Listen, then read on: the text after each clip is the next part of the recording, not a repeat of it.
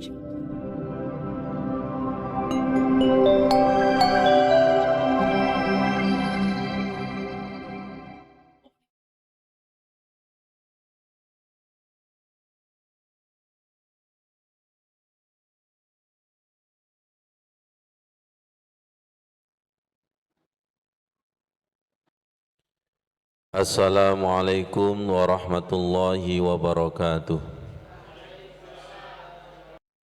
Boleh nggak dikatakan kemarin kan hari 10 November hari pahlawan. Tukang sihir ini pahlawan nggak? Pahlawan. Hakikatnya mati apa nggak mati? Hakikatnya nggak pernah mati. Imannya tidak pernah mati. Diabadikan di dalam Al-Quran tidak pernah mati. Sekarang kita pelajari suhufnya nilai spiritual dari Nabi Musa.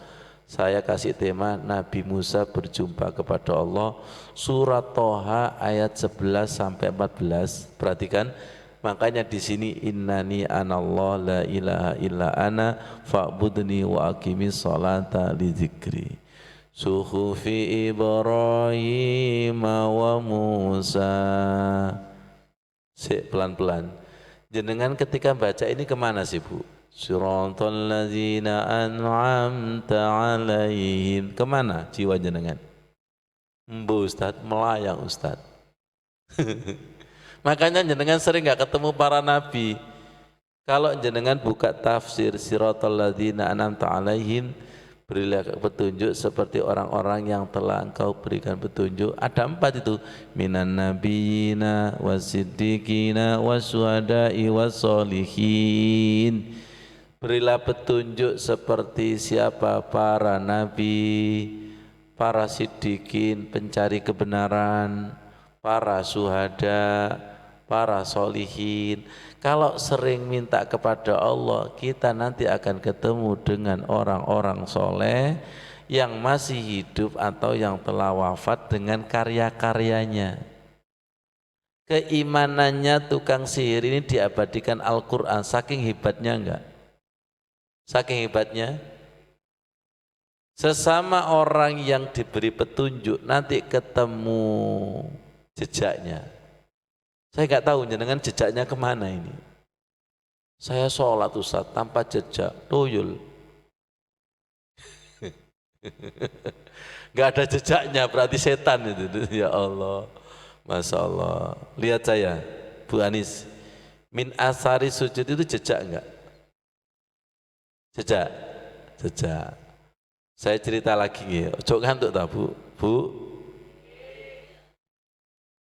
Bu Anis tahu di dekat Manyar Sabrangan itu ada jamaah haji tahun 2018 haji bersama kita. Rumahnya di Ngagel sana itu. Rumahnya itu besar, ditinggal wafat suaminya. Saya silaturahim takziah. Habis kajian di Al-Anwar, saya silaturahim takziah ke sana. Saya pengen sholat, mana musolanya? Itu Ustaz. Saya wudhu, saya masuk. Ketika masuk itu Pak Nurikan, saya bilang gini, gak ada sampean ini. Saya gitu dong, gak ada sampean di sini. Maksudnya gak ada athar sampean sujud, gak ada sampean ini. Oh ya Ustaz, saya sholatnya di kamar. Sekarang ada makhluk halus di sini. Jadi terlihat sekali debu, pokoknya. Jadi bekas itu ada dan tidak ada itu ketahuan. Jangan sekali-kali sholat di sini gitu loh, atau di sana. Ada asarnya apa tidak? Asar itu bekas, jejak, energi. Ngerti maksudnya? Energi bekas itu lebih jujur daripada lesan saya, lesan jenengan. Karena amalan solihah, aman soleh itu disimpan datanya alam semesta dan jujur. Kemaksiatan disimpan, ya. Kebaikan disimpan. Kalau lesan, ngerti maksudnya itu? Iya. Apalagi kalau disimpan di Quran. Shadaqallahul Lo mari suweneng jenengan sedekah, suweneng. Kalau diabadikan di Al-Quran, hebat enggak? Hebat. Kalau diabadikan di hadis, hebat enggak? Hebat. Jenengan tertarik enggak? Kalau enggak tertarik, enggak saya buka. Kalau tertarik saya buka. Dua, jenengan ingin? Ingin sekali apa biasa? Melek biasa apa merem luar biasa?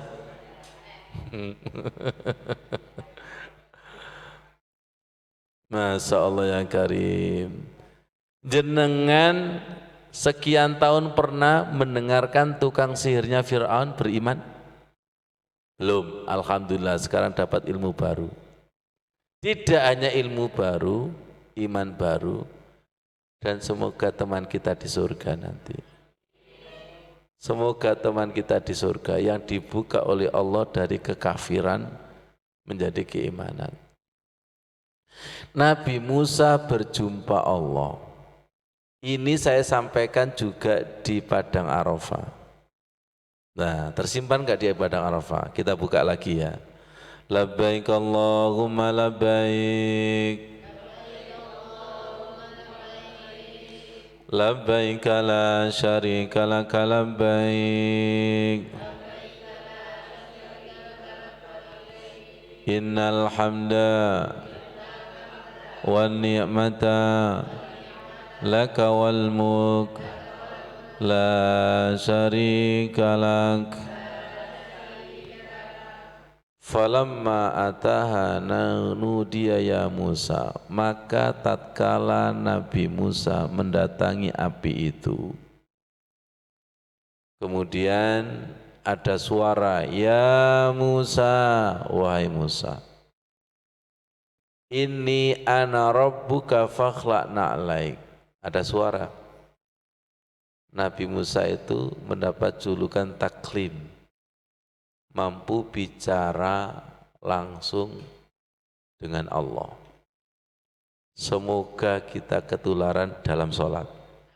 Maksudnya begitu. Semoga nggak salah paham. Ya sekian persen lah. Wong kita ingin nggak saya? Allah itu hanya memberikan kepada orang yang ingin. Ingin. Apalagi ingin dan mencari, itu ketemu pasti alhamdulillah. Pak Arno. Pak Arno cari kunci. 2 minggu nyari gak ketemu. Kemudian saya temukan. Niki lho Pak Arno. Ya Allah, matur suwun. Karena mencari. Suatu saat gak butuh kunci. Saya bilang, Pak Arno ini kunci. Iya. Ngerti maksudnya? Seorang pencarian dan tidak, ilmu itu sama, tapi rasa syukurnya beda. Jenengan ini pencarian ilmu, jenengan ini timba mendatangi sumur, apa sumur mendatangi timba? Alhamdulillah, kalau saya ke Palem berarti sumur mendatangi timba. Ya Allah, jadi bisa jadi ilmunya sama, tapi rasa syukurnya beda. Kalau panjenengan itu pencarian ilmu, ilmu ini dicari gak ketemu-ketemu, tiba-tiba ada ustadz yang menjelaskan dan jenengan mencari, itu rasa terima kasihnya luar biasa. Ya, jenengan sekarang mencari ilmu, bukan uang kan, bukan dirham kan, mencari ilmu kan. Sekarang kita belajar ilmunya para nabi, yang barangkali masih tersimpan di langit dan bumi, sekarang dibuka sama Allah, dan syukuri. Jangan dianggap biasa. Halo? Jangan dianggap biasa. Ya, saya belajar kalau menemukan ilmu baru itu selalu saya syukuri. Ilmu baru selalu saya syukuri. Habis nulis selalu saya syukuri. Saking takutnya enggak manfaat. Ternyata ketemu sama Mas Habib, sharing, ternyata orang ini yang dipilih Allah. Saya itu kalau dapat ilmu banyak, itu adem panas. Pak Gofur, dalai konco ngomong. Kalau sudah saya omongkan, itu plong. Dan kalau yang diajak ngomong seimbang, tambah panas saya. Kalau main pingpong, badminton, itu mainnya seimbang, itu tambah pinter.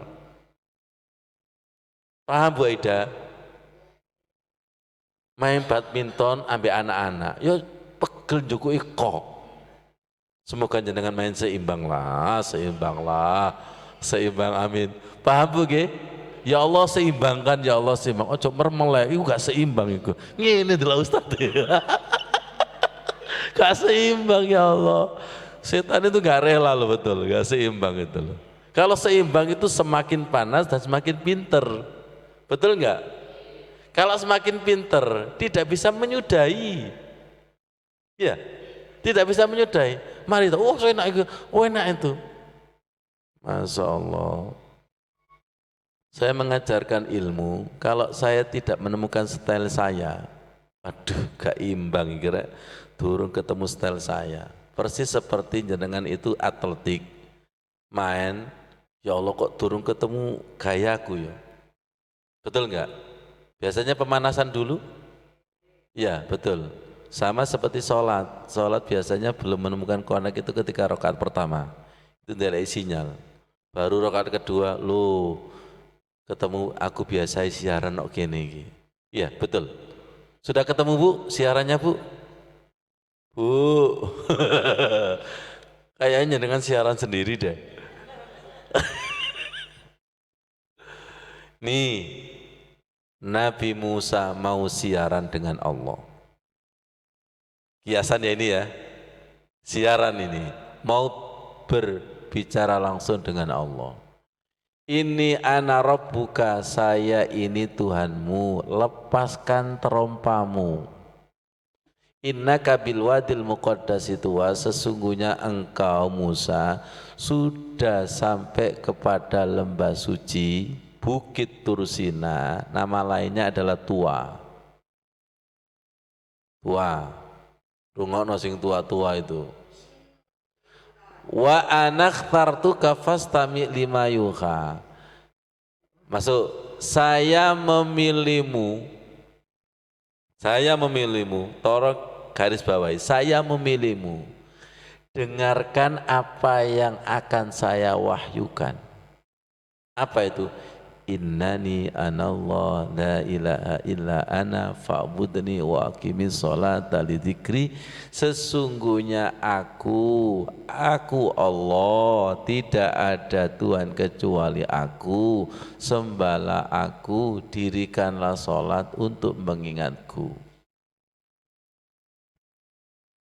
Puncak daripada sholat itu sujud. Ketemu aku Allah, bukan aku ego kita, bukan aku jabatan kita, oh pinterku, oh kuatku.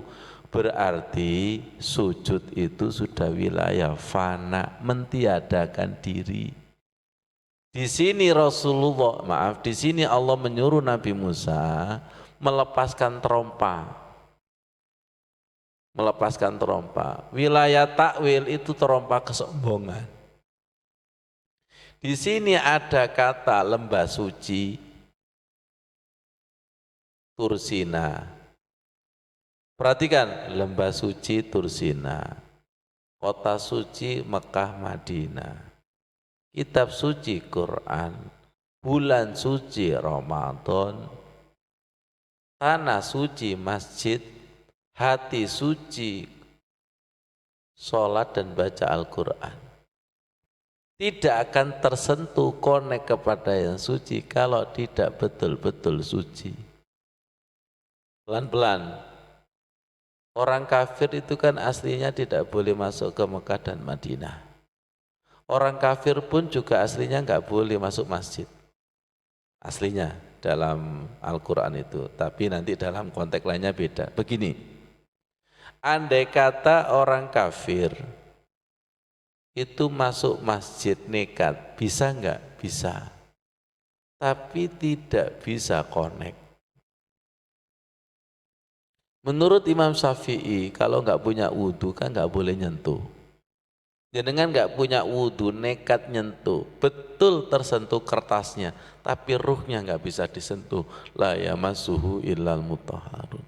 Beda nggak baca Al-Quran punya wudhu sama tidak punya wudhu? Beda. Ayatnya terbaca, tapi setrumannya itu loh. Setrumannya itu butuh suci yang betul-betul suci. Kalau suci, nanti ketemu dengan innani anallah. Kenapa ayat itu kok selalu ditulis di mihrab masjid? Masjid Akbar, tulis Masjid Istiqlal. Masjid-masjid besar itu tulisannya rata-rata innani anallah. Karena ayat ini bercerita tentang nilai spiritual Nabi Musa ketemu Allah. Mihrab itu adalah perjumpaan antara hamba dengan Allah. Semoga ayat ini membumi dalam hati kita. Setelah membumi dalam hati kita, nanti ada apa-apa itu Allah. Dulu pernah saya tanya, yang bisa jawab pinter, akunya di sini ada berapa? Hitung. Ada berapa? Ada 5. Innani sesungguhnya aku 1. Ana aku berapa? Tidak ada Tuhan kecuali aku berapa? 3. Fa'budni sembah aku berapa? 4. Wa aqimi sholata lidzikri ingat aku berapa? 5. Kenapa di sini kok akunya 5? Karena di dalam sholat, di dalam perjumpaan dengan Allah, Allah itu seakan-akan berkata, kudu aku tok. Persis seperti perempuan istri itu kalau dengan suami nggak mau diduakan, aku tok la syarika lahu wa bidzalika umirtu innal hamda wan ni'mata laka wal la syari aku tok. Cinta sejati itu aku tok. Ngerti maksudnya itu? Jadi ketika sholat itu hanya ingat aku. Nah kata Allah, akunya itu sering kalah dengan cinta dunia, kesibukan, atau cinta-cinta uang, cinta jabatan, laki, perempuan, masih kalah. Mana buktinya kalah? Ngelamun kemana-mana, itu berarti akunya Allah itu kalah. Berarti harus dilepaskan trompa-trompa ini. Perhatikan, trompa ini kiasan ya. Dan alhamdulillah jenengan sudah praktek, nggak ada yang masuk masjid sepatuan, tidak ada yang masuk masjid sandal. Tapi yang jadi masalah adalah sandal jabatan, sandal bintang-bintang yang di pundak. Dan ini pernah saya sampaikan di Padang Arafah, berhadapan dengan jamaah dari Mabes, banyak keluarga polisi, banyak keluarga jabatan, haji furoda yang rumongso bayar mahal larang melakukan ini. Nanti nyambung kepada surat Asy-Syu'ara, la yanfa'u malu wala banun illa man atallaha biqalbin salim.